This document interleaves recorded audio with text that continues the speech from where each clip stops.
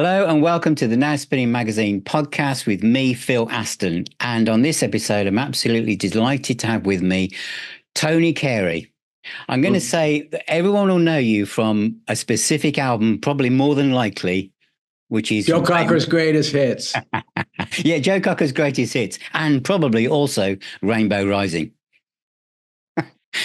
It's funny. It's funny. About 30 years ago, everybody knew me from that. And a lot of the people that come to my shows and write me and are interested in what I do have never heard of Rainbow. Because Wow. I had, after Rainbow, I had a Panic P. pretty impressive, I was impressed, a string of hits in the States. And I produced everybody that there was to produce. And it's really funny. I get Facebook messages. Oh, you were in Rainbow? You know, like a dinosaur, like back then, like 50 years ago. I said, yeah, I was. Yeah.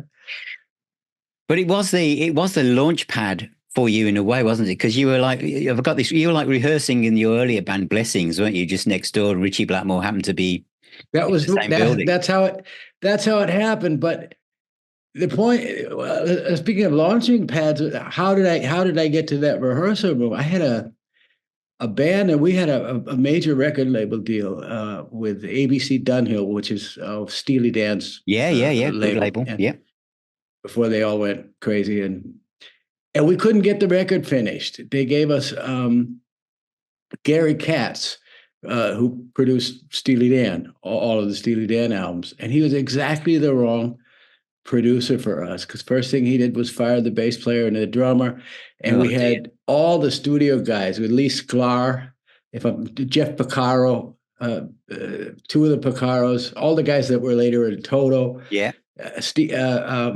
Skunk Baxter, all these session guys come and play, and they couldn't get the vibe that got us signed. And what got us signed is we were a trio, kind of like Crosby, Stills and Nash, or like West Coast folk rock, or Poco. That was I know, yeah, dinosaur band, and so these New York jazz sharpies come in. It's a complete wrong producer. We were in West Hollywood. We lived at the Chateau Marmont Hotel. This is all record company money, and I lived at the Rainbow Bar and Grill, where my picture now hangs. And we had reached a really critical point where I was 19. And, I thought, well, come out, have a record deal. Everything's going to go well. It didn't go well at all. We couldn't get anything on tape. And it was just hundreds of sessions at all the Sound City, all these Village Recorders, all these places, the record plant, all these places in Los Angeles. And nothing was getting done. So getting to that rehearsal room where Ritchie was 2 doors over looking for keyboard players on that day was the universe's way of telling me, well, maybe you should play hard rock. And I'd never played hard rock before, and I haven't since. Yeah, that's true. That's very true. Because also in Blessings, were you playing keyboards at this point, or was it guitar? I was playing bass, right? Guitar and electric piano. And later in our electric, we started off as a trio, as a folk trio. Then we added a bass player and a drummer, and I got a Hammond organ, which I loved. And that's actually, I'm not shy, and I play loud, and which enabled Mr. Blackmore to hear me through about 8 doors. And he sent Jimmy Bain over. I'm sure it was Jimmy. Yeah. Said, Ritchie's looking for a keyboard player. And I had seen Ritchie, this is 1975, and I had seen Ritchie the year before at the California Jam smash his guitar up and ram his guitar into the $100,000 TV camera and all this shit. And I said, wow, that's actually pretty cool. I thought that was pretty cool. And so I've told the story before, but I'll tell it quickly because it's funny. So I called my dad, and he was in Connecticut. We lived in Connecticut briefly while I was in high school. I said, this before I auditioned, I said, Dad, I'm going to be a rock and roll star. And he says, I thought you were already a rock and roll star. You're out making an album. I said, no, a real one. And that's how I was really sure I was going to get the gig. And I got it. The next day I got it. So, yeah. So, because you obviously you're multi-instrumentalist, and obviously Ritchie just wanted you to do one job, wasn't it? Keyboards. Yeah. So were you okay just to put the others down and think, right, this is who I am now? For now, it wasn't who I was. It was but it was. I had to get out of this like a really, really toxic relationship. The studio scene was do drugs all day long with all these session guys, and spend days and days trying to get some exotic drum sound. Just the kind of things you read about. You said, did they really do that back then? Yeah, they did. Chasing women all night long, wandering into the studio at 2 p.m, hungover, and the whole thing. And if that had been a 3-week adventure and we got the record done out of it, it would have been wonderful. But it was just like 8 months or 9 months, just forever. So it was fortuitous, because I didn't know what I was going to do, but things weren't going well. So it was, a chance for me to jump ship. And these guys are still my buddies. The other two guys in Blessings, I talk to them, and it's not like they didn't see it coming, or they were also fed up themselves. You know? Yeah. So Ritchie opens the door, and obviously, were the songs already written? Were you just kind of like landing anything and just looking at the parts? The funny thing is the audition. So we auditioned in an old film soundstage. It's in West Hollywood on Gower, and it was called Pirate Sound, was it? Pirate Sound. Yeah. But that had been Paramount or some of the big studios, like they did Gone with the Wind on it. It was this huge airplane hangar type. And they'd set up, it wasn't like a rehearsal room. They'd set up a concert PA, the loudest thing you ever fucking heard. And there were 9 keyboards set up, Hammond organ, 3 mini Moogs, bunch of exotic stuff. There was 9 keyboards, or 10 or whatever. Yeah. And they had like concert lighting, so spots on the drums, on where Ritchie would stand, and Ronnie and Jimmy, and on the keyboard. And so I didn't see the guys come in. I got there an hour early, and everything was on. It's on. Okay, good. And I just played. And they were in the darkness. I mean, it was really a huge building, and they were all against the back wall. And so I didn't like formally audition. I just screwed around, figured, well, what's he want to hear? He probably wants to hear some fake classical, really loud. Yeah. And I was always kind of proggy, so I did quite a bit of synthesizer stuff. I did this little mini concert all on my own for about a half an hour. And then somebody comes out of the darkness, and it's the band. And they say, okay, you got the job. What do you want to do? So I said, okay, let's play. And the songs some of them were written. I mean, Man on the Silver Mountain had been big on the radio in Los Angeles in 74. And so I was aware of Ritchie Blackmore's Rainbow. I didn't... and Ronnie's voice and that album, but he had the nuggets of songs. He had Killed the King like right away, as I remember, and Parts of Terror Woman and Stargazer. He had that in his head. I'm pretty sure that was. Zeppelin had just done Kashmir, and I think that was, his kind of, I can do that too, and I'll raise you one kind of thing.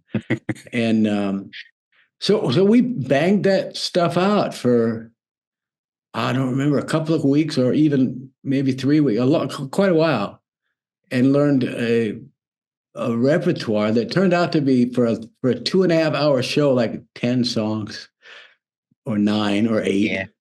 I mean, because we were living on the American Excess card, Yeah, maybe. But I mean, I think the intro to Tarot Woman was yeah. really set the scene for the whole album. It's like The album. The album was a different thing. We played before we recorded anything. We did a tour of North America, and we played in New York, Montreal, Florida, Miami, a couple times in Texas, in California, in I think Burbank. So we played maybe nine shows. I don't know. They're all bootlegged on, yeah, with 1970s technology yeah. bootlegs. I can imagine. Yeah, and they sound dreadful, but we played quite a bit before we recorded. So by the time we went into the studio, which is I'm gonna say February of '76, yeah. In German. Yeah, in Musicland Studios yeah. in Munich, we were already kind of a band, and this Tarot Woman goes da da da da Yeah, da da da, yeah, and then the guitar solo or the verse yeah.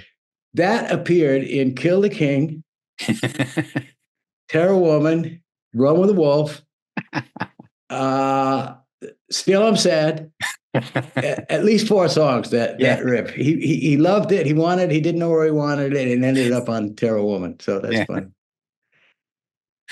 Fantastic. But that was in a way, you should have had a songwriting credit for the beginning of Tarot Woman, because Of course I should have.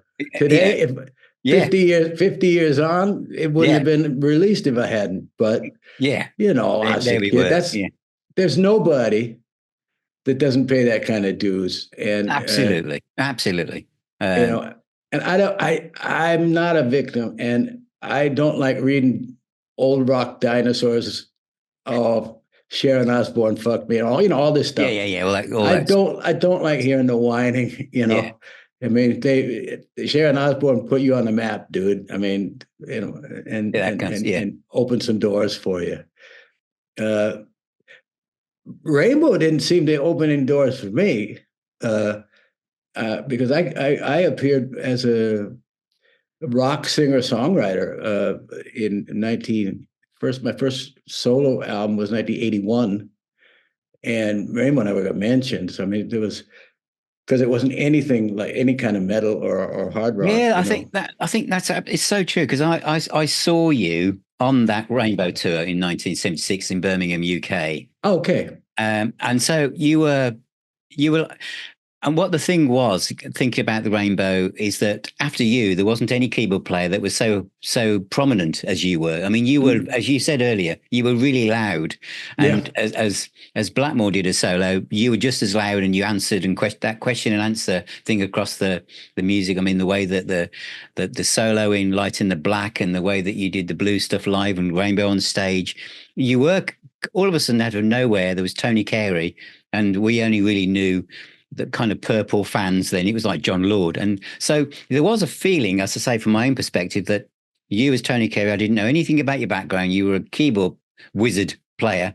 And then, of course, after Rainbow, as you quite rightly said, Planet P was totally different. Yeah. Yeah. I mean, I played all the instruments on Planet P except for a couple of guitar solos that were actually too difficult for me, but I play like campfire guitar. And I play a lot of lead guitar, but it's really, really simple. It's more like Lindsey Buckingham would be, or Mike Campbell. This is like very American, simple, melodic stuff. And when I'm at Flash, I call people. But I tell you what, Miles Davis in 1969 or 70 came with Bitches Brew. Yeah. Bitches Brew has influenced more rock bands than anything. And I always looked at it doesn't matter who I'm playing with. When you say call and response or interact with somebody else when they're doing a solo, that comes from jazz. It all comes from blues, and that morphed into Miles Davis, like the culmination of electronic flippy jazz. And I learned a huge lesson. I was like 16 and 17, and playing in groups. And figuring out how to actually, you got to listen to play, and I've seen other iterations, and I've seen a lot of bands where the keyboard player, guitar-based bands, where the keyboard player will just do something, and it's not there for any particular reason, other than the guitarist part is missing that the real guitar player played in the studio. It's the only reason it's there. And Miles Davis taught a lot of us rock dinosaurs how to listen and how to listen and to respond. And I never saw myself in the John Lord. He wasn't really an influence to me. He's great and all that, but he didn't really influence me. But I was really fascinated with Rick Wakeman. And I thought he played the coolest synthesizers, on the planet. And this is before I knew what a great guy he is. And he's just, Uncle Rick is terrific. We were fans of, he used to get LPs. Remember? We were fans of the Yes records. And if anybody influenced me, it would have been Rick Wakeman. Tara Woman was influenced by Rick Wakeman. Just the idea of an intro to a song that's just two mini mooks, and nothing else going on. And once again, the interplay that you noticed at that concert is really, that's Bitches Brew for me. It was Miles Davis. He had Herbie Hancock, Tony Williams on drums. I mean, just people playing music together as an ensemble, And the band had a lot of energy. Jimmy was criminally underrated. I don't know if he was underrated, but maybe later he got a little more credit. But Jimmy Bain was a monster bass guitar player. I mean, he's just right there all the time, and he went with everything, and he was always listening. Cozy was always listening. Ronnie could sing a little bit, Yeah, he had his moments. Yeah. And obviously, but what you were obviously listening to different things behind the scenes then, because obviously after Rainbow, you'd have a vision of what you wanted to do straight away. You didn't kind of think, I don't know what to do now. You knew straight away. No, not at all. Actually, as a matter of fact, while we were making Rising, I go back to my hotel room and listen to Born to Run. Oh, Bruce. The breakthrough, for me, breakthrough. He'd done two before that. Yeah. Or one. The 1975 or 4? Yeah, 5, yeah. Bruce Springsteen record. And then in the Long Live Rock and Roll sessions, which ended in a disaster, but in flames, but okay, I was listening to Rumors, so Fleetwood Mac. And I'm kind of an American kind of musician. And I like that kind of that kind of stuff. But so I left the band at 77. I said everything went up in flames. I left. I took off in the middle of the night, and this story's been told, but so I won't tell it again. But I had made connections in Germany, and a guy sent a telegraph. This is like Pony Express, like a telegraph to me in California, and wanted me to come over to Germany to play piano on an album he was doing. This was a guy with some kind of history. He'd had some success. I didn't know him from Adam, basically, but I came over, and all of a sudden I met people that owned studios, and I had access to unlimited studio time as long as I worked all night when the paying customers had left. I was 24 when I got here, and the first 5 records I released were a little bit like Kraftwerk or Can or krautrock, basically electro synth pop. No vocals. I hadn't thought of singing on a record, and that evolved, and I started singing on a record and making demos. So I made for other groups. So there was a girl group. They were awful. They were cast. They weren't a real group. They were a manufactured product. And I was asked to do some demos for them.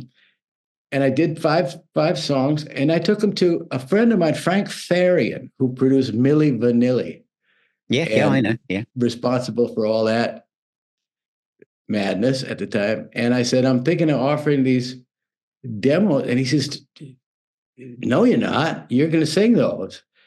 And Geffen Records signed that. That turned out to be Planet P in the early '80s, and then Because then that's a I big had deal. an idea. Then I had an idea of what I wanted to do, but it wasn't instantaneous. I had to try everything else first. Yeah, was the Pink World? Was that around that time? Was it? That was a year later. The first one had "Why Me" on it. And it's just called. The really rare copies are called Planet P, and then we got sued by Planet Patrol, who was a Right. funk band, Yeah.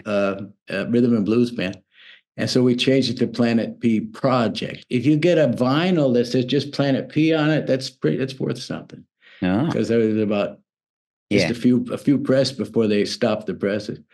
And that was 1983. Pink World came in 1984, where I went from just singing science fiction-y stuff. I mean, this is all tongue in cheek. Why me is an astronaut that gets a panic attack as they're counting down, and Yeah. ridiculous stuff. And Pink World, which is it looked like two pieces of bubble gum. It was pink vinyl, double album, and it was a story of a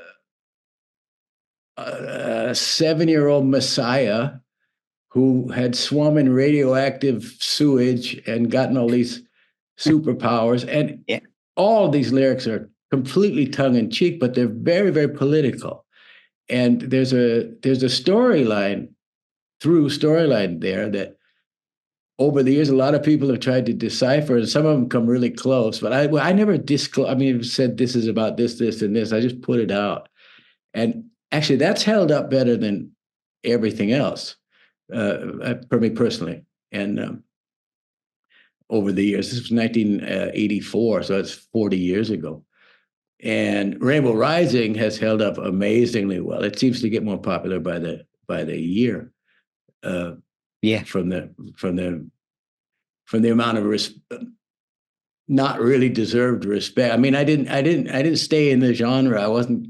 That's not my genre. No, but it's interesting. Is that you're right, because you must have thought you're in the mid-80s. You're signed to Geffen Records, which is a Yeah, major label, yeah, and you're doing it. And Rainbow was kind of like disappearing into the background. But as you've gone yeah. through your life, it's kind of research. There's like research behind you, isn't it? Unbelievable how much interest and everything, Yeah.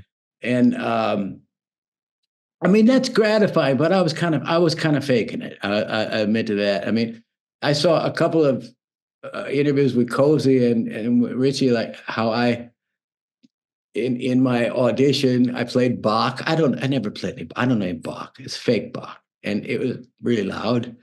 Yeah. And we used to have a reverb unit that sits on top of the keyboards, like a spring reverb, like they have in guitar amplifiers, Hmm. and it's just on its own to add Yeah. reverb to whatever the Yeah. organ Yeah. or something. And if you hit them, they'd explode. And if you went bam, it was like rock the whole theater and everything. And it was pretty dramatic. And it's just I was faking it a little bit. Well, I never noticed. Sounded great to me, but A job well done. a job well done. Yeah. I mean, yeah, all of I mean, that tour, those two tours you did, world tours. I mean, a lot of that stuff was professionally recorded and sounds absolutely fantastic. But you also started to get into producing, didn't you? You've done soundtrack work as well, so your career has expanded in all the directions I guess you wanted it to go in. You know what? I'm an expert at career suicide. I've done it 3 or 4 times, and because I don't really care, I don't have any burning desire to be famous. If I am, it's an accident. I didn't mean to be. I don't care about it. I do care about music, all kinds of music. Specifically, lyrics for me are at least 50% of the ball game, or 70% of the ball game is a good story, which is why I was so attracted to Springsteen, Dylan, and those people. But I mean, I did produce Joe Cocker, and one of the song I wrote and produced for him is on his greatest hits album. That was only half a joke before, and I produced a bunch of major German, like the biggest German artists, you know, the people that sell out arenas and stuff. And I had the opportunity, as I said, when I was like 24, to actually live in a studio, basically. And then I had studios of my own, and I love the studio and the creative process of making. I love to make records, and so that certainly kept the lights on because these were like hit records, and I was writing for a lot of people. I ended up writing 1,200 songs, Wow. publishing 1,200 songs. Well, that's a little bit. A movie soundtrack will be 30 right there. So, Yeah, that's and I true. did, Yeah. and I did several, Yeah. and then I get offers from to score films, and that's something completely different. And it's just fantastic. You're in the studio, the lights are down, you got a lava lamp or whatever, and this film's going across on a big screen in front of your eyes. And this is 35 years ago. And you just compose to the pictures. You know, what could be cooler than that? You know, it's like instant inspiration, especially if it's a you know, well shot, well Yeah. Yeah. Yeah. Yeah. written, a good film. And you know, not that I was picky. I took anything they offered me because I love doing it. But you got to visualize the thing, and I'm sitting there, and I got keyboard here, to keyboard here, to keyboard here, and most of it done in one pass. Uh, and then you can turn the film off, and then we go back on a multi-track and you know, fatten it up and put bass and percussion whatever on it. But you know, it's just, what could be more So, inspiring to that so as that? did that kind of, because that kind of improvisational way of writing music, is that all from your love of jazz or from your very early years when you were playing organ in a Yeah, church or classical stuff? yeah, Your ability to absolutely, do that? absolutely. And I'm proud to say, this is part of the career suicide thing. I've never played the same thing twice, Ah, and I never hope I never will. I really never have. And I followed Why Me, which was space rock. It was way up in the American rock charts, like number yeah, three yeah. or four, and it got a huge marketing push. And it had a video where the astronaut's head explodes at the end. It was all over MTV. Well, I followed that with A Fine Fine Day, which was a gangster, which was number one in the rock tracks, um, and was a song about my fictional Uncle Sonny getting out of prison, and it was just complete like genre shaping. And anybody with Yeah. any sense would have grabbed me by the neck and went like that. I said, no, you stick to this for a while, you know, because it's working. Yeah. And I never did. And anytime I had an accidental hit, I had a monster hit here in Germany that was a film soundtrack. And it's one of the biggest film soundtrack hits they've ever had here. And I followed that up with something hard rock. I mean, you know, bizarre. It's just, Did you have, I mean, Geffen Records, did they just leave you to your own devices, or did they kind of, when you handed over something that was different from the last one, did they say, hang on a minute? yes and no. I tell you what, why I left Geffen Records. This was when in the 80s, A&R guys turned into kingmakers. And earlier, an A&R guy was a guy that saw a band somewhere in a club, got him a record deal, and gently helped them, Nurtured them. this and Yeah. nurtured them. Yeah. And all of a sudden you got, I won't mention names, but anybody that was around will know some of the people I'm talking about. I had a guy in our studio here in Germany put on Missing You from John Waite. Yeah. Yeah. Great track. And, Yeah. and then he put on right after that, Every Breath You Take. And he said, Police, of course. And he said, and we sat in the studio all day till we had a perfect copy of Every Breath You Take, down to I mean, formulaic, as it were. Yeah. And these are the guys that would.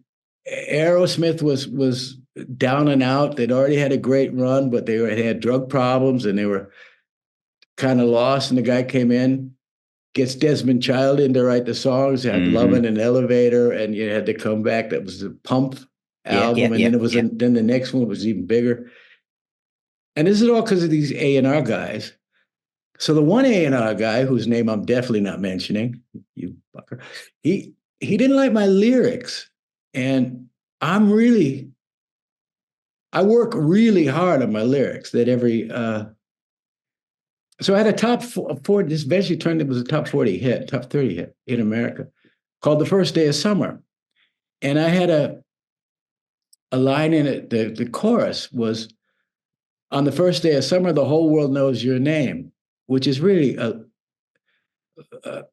good line. I mean, It is that's a the good way line. Yeah, to yeah, express yeah, how you're feeling. You know, you have the girls in their summer dresses, and you have it's springtime. It's first day of summer. You own the world. Everybody knows you. And the guy wanted me to write "Slide It In," or he yeah, wanted me to write yeah. something about girls and sex and something. And I had two go rounds with him, and my song "A Fine Fine Day," which was, like I said, number one in rock and top 30 in American pop charts. He wanted to cut it. It's 440. He wanted to cut 40 seconds out of it. That was the key to the song. And without the bridge, it was a bridge. Without it, it didn't make very much sense. And so both times so I guess the bands that listen to their really high powered A&R guys, they made all the money and did well. But I was either too stubborn or definitely too principled. I said, my understanding of an A&R guy is that, look, I'll do the music and you sell it. I mean, my Yeah, yeah, yeah. relationship to a record company is I'll bring you something. It's your job to market it. Very true. If you don't feel you can market it like I've given it to you, then maybe we shouldn't be working together.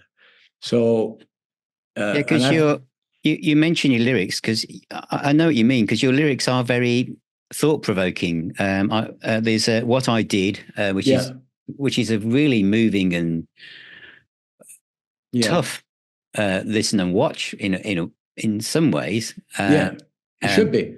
It should be. It should be thought provoking. And even if they're rubbish, I put so much work in them. I mean, these are like my children. They're not my children. My yeah, yeah, children are yeah. like Well, my they are. children. Yeah, But yeah, to use that tired old, yeah. But they are. they kind of are. They're a part of me, and I don't need some coked up hophead from LA telling me change it because and you get more girls. I mean, it really don't. And then I had a guy ask me in without a trace of irony if I'd wear an Indian headdress with a feather and do that, like village people type thing, because I've got some Native American uh, blood and everything. And he asked me, why don't we change the whole act and you be, God's sake. woo woo Yeah, with a bow and arrow and all that. yeah. And I got these questions asked without a trace of irony.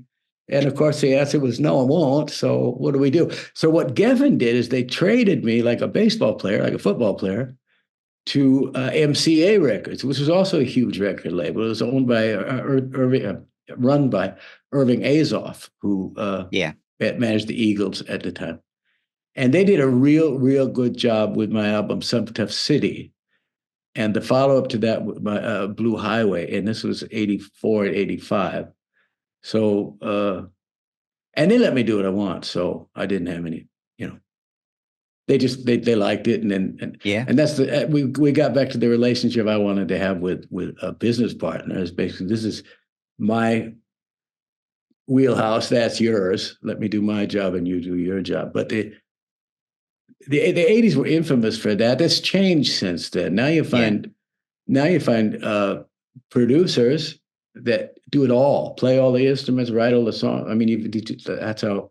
So Billie Eilish Yeah, of course. Yeah. or a guy that works with Adele, a guy that works with Taylor, all these very talented people, and they don't have record companies on their necks to get them to change lyrics or whatever.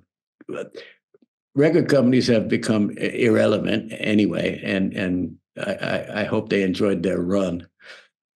Very true. And I guess through the kind of 90s and noughties, you focus more on writing both music and lyrics. I mean, I was another one, Where We Want You is another one of my ones that I really like because they're You've quite. heard that? Yeah, I've heard that. Yeah. Cool. And it's quite because you're quite political, aren't you? You're quite a lot of it's very They're makes you history think. lessons. Yeah, that's it.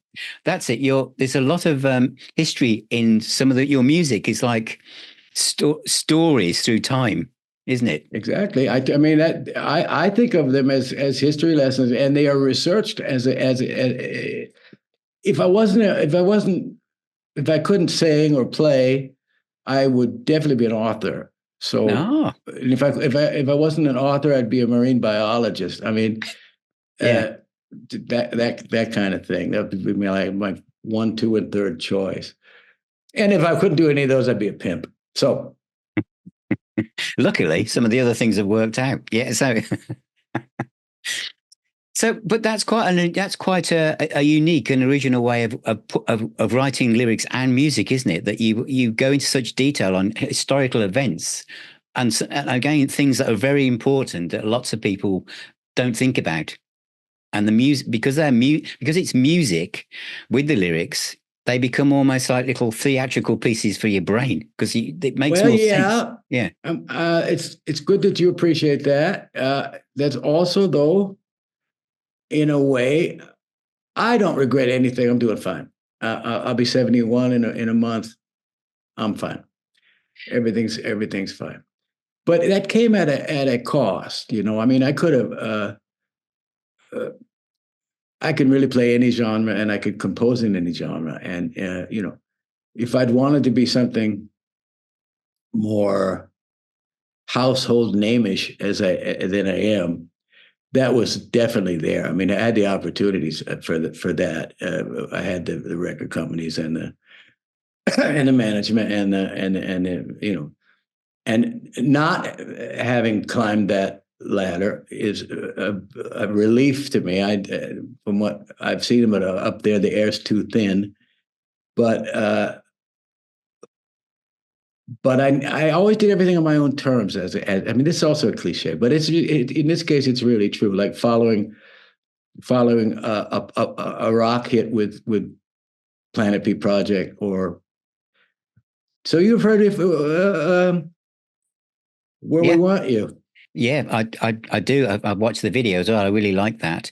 Oh, cool. I mean, in 2009, you became very, very poorly. Poorly being British for seriously ill. Yeah. Yes. Yeah, seriously, and I don't mean to make light of that because. I do. Go ahead. But you were given 10% chance of getting through the other side, and you did. Yeah, you bet I did. I'm a fighter. I mean, I got bladder cancer, and they had to take out several organs. They left the Hammond, but they had to take out a couple of organs, and I have things I have to do to get through the day that I won't go into detail about. Okay. It was 15 years ago, and there are consequences of being puny that I deal with to this day. It kind of fucked up my legs. I have a hard time walking sometimes, and yeah, you know, been to 100 doctors, had 4 major operations for it, and all that. But I mean, what are you going to whine about? I mean, you know, there's bigger things than that to whine about. So I laugh at it. You know, is that all you got? You know, did this must have had a big impact on your creativity going forward. Does it change your perspective on writing and composing? Kind of did. Yeah, it kind of cemented the things I was already thinking, which were, well, screw it, I'm going to do what I want to do anyway. And I mean, really do what I want to do, and I don't care what you think. And that is very freeing to have I mean, I actually was dead a couple times in this series of operations, and and resuscitated and everything. And that does change, or did change, my perspective on the whole, well, what are you doing here? And what are you doing with the rest of your life and all that? And the song you mentioned, Where We Want You, was written about, in that period, about a year later, I think 2010, as a matter of fact. And I remember, because I remember where I was living when I did that. And I remember what I was in, like, recovery from these disastrous surgeries and everything. And I had a real creative shot in the arm from the whole glimpse over the Rainbow Bridge, and it, no pun intended, did I say that? No. And no, but yeah. I mean, I got it. Whatever I do, I got to be really sure. I got to be really convinced that it's worth doing, And as I said, that cemented that the whole health crisis. But once again, that was 15 years ago. Here I am. And 2019, Lucky Us was a very personal album, wasn't it? That's my favorite record. Yeah. That record took me 4 years to write, and I started. You notice that, except for, I think, two spots on the record, it's just piano and orchestra. And it started off like every one of the songs on Lucky Us started with a band, like drums, bass, guitar, electric guitar, acoustic guitar, saxophones, choirs, background singers, this and that.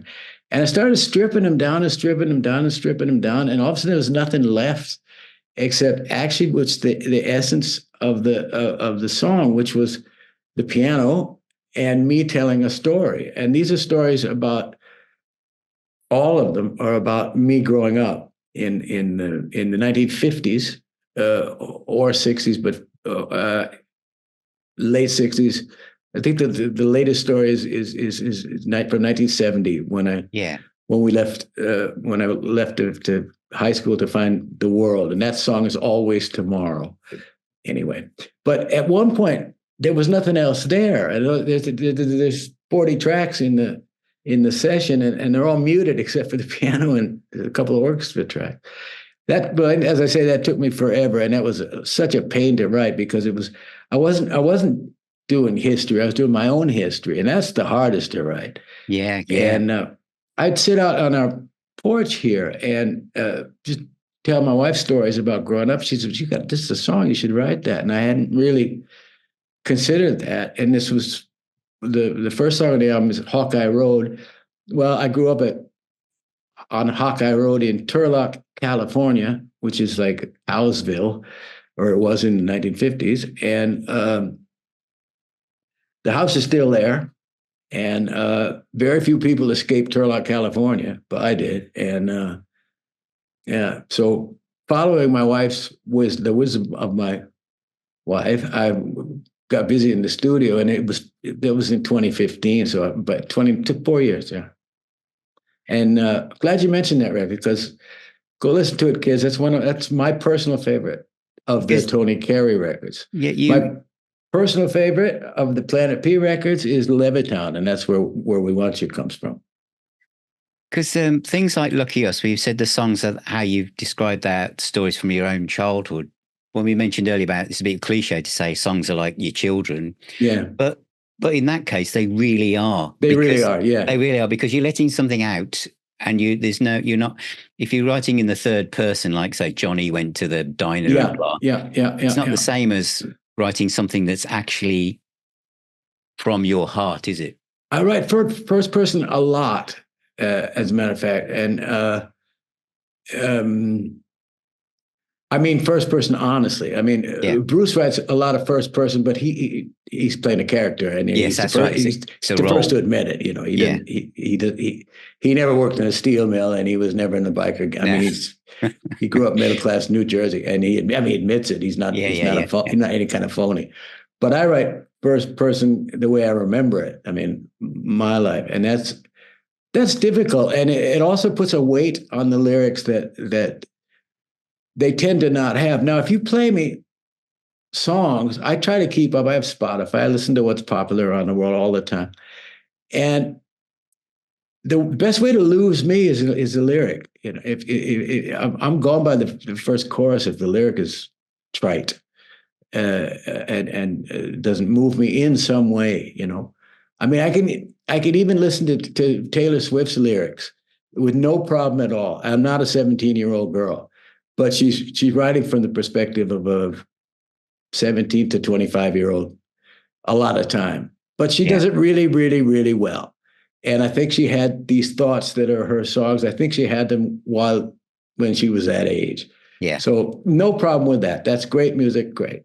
Adele writes about her broken love songs, but I believe every word she sings, and she writes her own lyrics. You know, but then you get into a lot of, and that's the redeeming part of hip hop.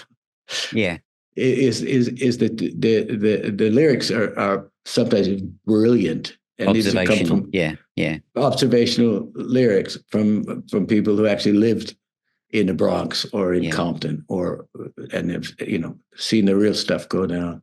Yeah. But the best way to lose me is to come with some kind of lyric, typical lyric. There are 100,000 songs an hour, I think, uploaded to Spotify, by the way. So read a few books before you start writing music. Yeah.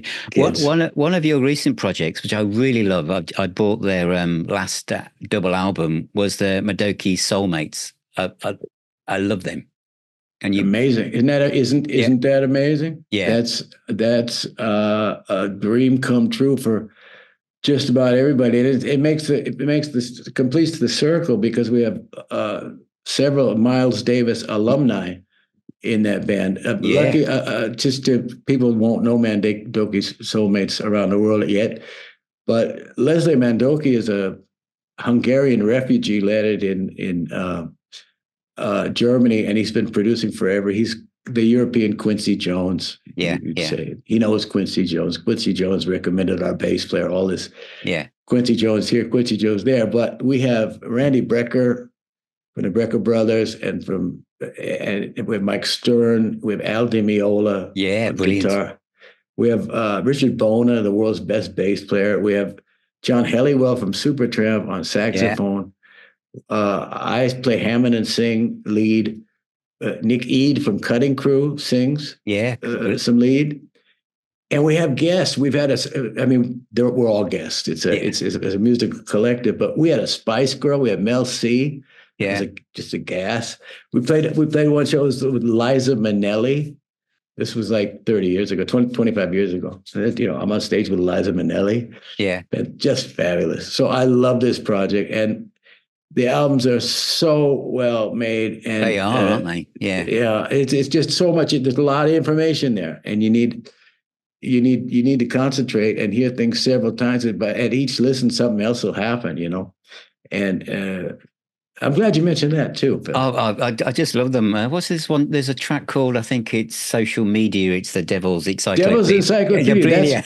That's Jethro Tull to death. That's Ian Anderson. And it's Ian, so it sounds like Tull, but that one's really super tulled. That one's tulled. Yeah. It's those are all political, socially critical lyrics. Yeah. And we kind of whip them into shape. There's about 5 languages floating around here. There's Hungarian, and there's English, and there's German, and there's Dutch, and there's whatever they speak in what used to be Yugoslavia. And all these languages floating around. Italian. The guy that plays the accordion is Italian. And all these languages floating around. So it's just a dream project. And we only play a couple of times a year. This time we played Budapest in August for about 40,000 people. But if you told me 60,000, it was not ticketed. It was the only people that can afford us are governments. I mean, we're really expensive. We played in Beijing, and we played in Africa for a charity. We played for the Hungarian government, the German government. I met Gorbachev shook his hand, and Helmut Kohl shook his hand on the 20th anniversary of the Berlin Wall coming down, and Glasnost. Remember Gorbachev and Kohl did that, and broke. And I got to shake both their hands. I mean, and Mrs. Merkel, our chancellor, I shook her hand. So fantastic. I swim in culturally deep water. You do the indeed. Soulmates. Yeah, that's an absolutely fantastic project. And you've just released a remastered version of Steel Town as well, haven't you? Steel Town is political, very political, but it has a couple of themes, and one of them is even topical. It's about Norway. Steel Town would be this little industrial town of Odda, and it's not steel. I think it's zinc, whatever. But a guy took me to a tour of this zinc factory with all this tons of molten ore and these tough guys in these suits, and it's unbelievable. But Norway sent in the 12th century, in 1100s, they participated in the crusade, like going down to find the Holy Grail in Jerusalem. And in not that long ago, maybe 15, 14 years ago, Anders Breivik, this Norwegian Nazi, wrote a manifesto about the Islamization of Europe and went and shot 79 kids on an island. Yeah, I remember the story. And that's this, and so Onwards, which is the first song on Steel Town, is about the Crusades, and On the Side of the Angels is about Anders Breivik. So then there's the next theme is World War II, the German occupation of Norway in World War II. The Germans were about this close to finding nuclear fission, fusion, and atomic bomb. And they had there's something called deuterium, which is oxygen, water, H2O with an extra molecule of something. I'm not a chemist, but it's called heavy water. Yeah. And the Allies did a guerrilla raid and destroyed Germany's entire, and this happened to be located in Telemark, which is in Norway, this factory. And the Allies came and smashed it. They made a movie out of it with Richard Widmark. I remember it. Yeah. I remember the raid on Telemark. Yeah. And so one of the songs of Steel Town is Heavy Water, which is the only song I think ever written about deuterium. And it's actually kind of a banger. So it's the only rock song ever written about deuterium and Germany's attempt to produce an atomic bomb. Yeah, well, there you go, bringing history to life. Yeah. Well, I research. I mean, I really do. I read books. I'm a nerd. I read books and figure it out, and then try to put it. Writing haiku is really tough. 7 words, 11 words, I think 14 words, whatever the forms of haiku are. People spend years writing these little PR blurbs. Like writing a full-length novel is a whole other thing than writing a song. Writing a song is every word has got to count. You don't have room to say something cliched or banal or that doesn't. Every word has got to count, and that's why I break that. It's like pulling teeth. And my teeth, I mean, I'll pull yours for free, but pulling my teeth to get these lyrics. And so I did a lot of research for Steel Town. And I wasn't really delighted with I had mixed it, and I was in a not a good studio, and I was living on my own. And it was right after my fourth final, and knock on wood, last operation for my Puliness.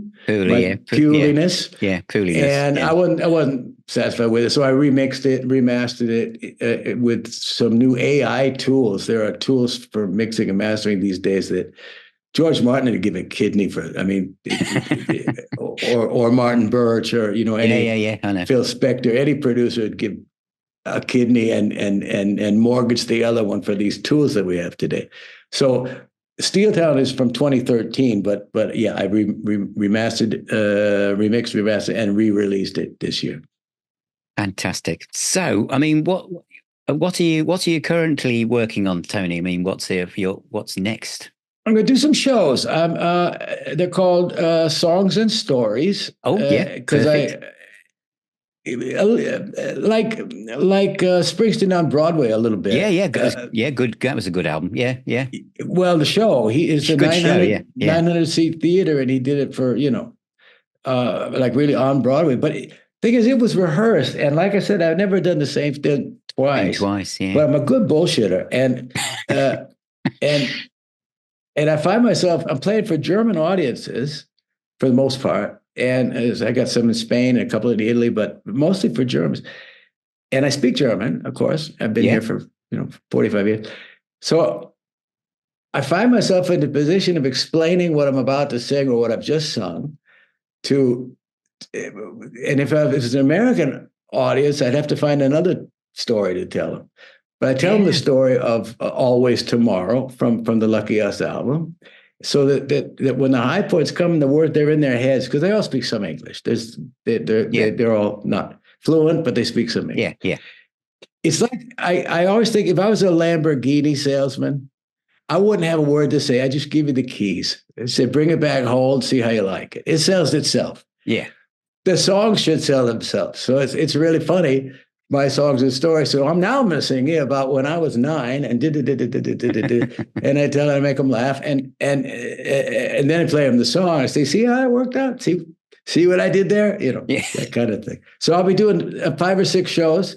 Yeah. October, November, or 7, and eventually I'll get back around to the studio. I don't have a clue what I'm going to do in my I mean, I haven't even started to start, as it were, and but I can picture something that's even more sparse than Lucky Us, Oh, and maybe with some guitar, maybe with acoustic guitar and harmonica.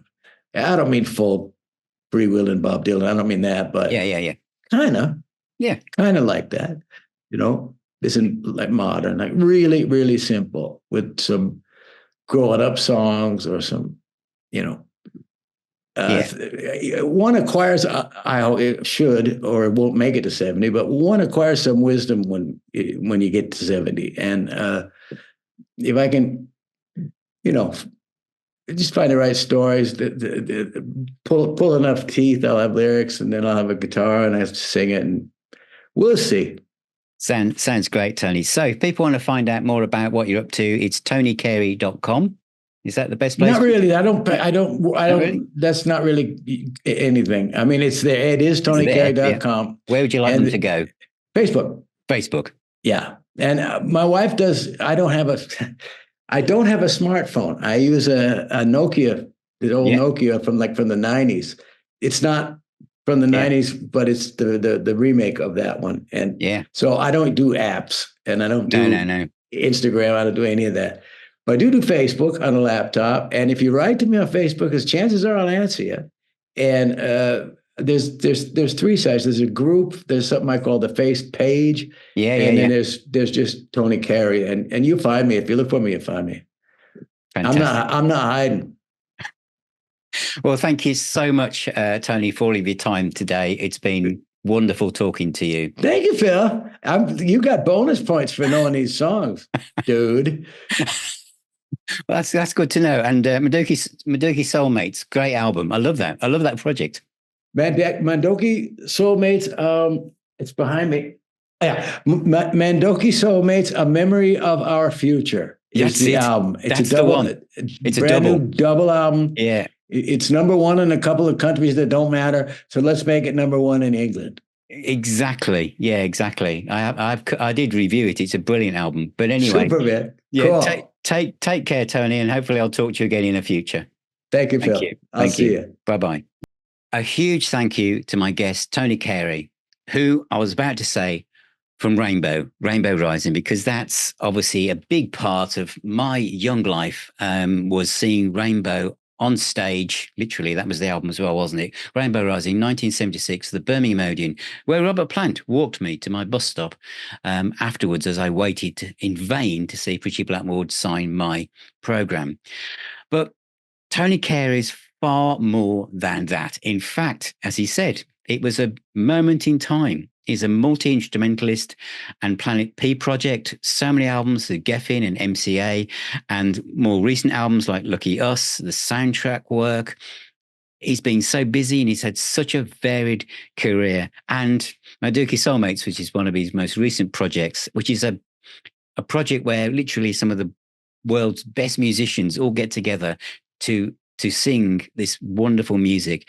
But I really hope that Tony works on a new album, and it sounds great. There's some gigs coming up, so check him out on Facebook, which will be at the bottom of the screen at the end of this podcast or video, depending on if you're listening, watching, or reading. But thanks again to Tony Carey, and thank you for watching. Remember to check out Now Spinning Magazine's website at nowspinning.co.uk. If you want to buy a t-shirt or merch, it's nowspinningmagazine.com. And thank you so much indeed for being part of this journey. We're on Facebook, Instagram, X, wherever you are on social media, so are we. So keep spinning those discs. Remember, music is the healer and the doctor. And I'll talk to you all very, very soon.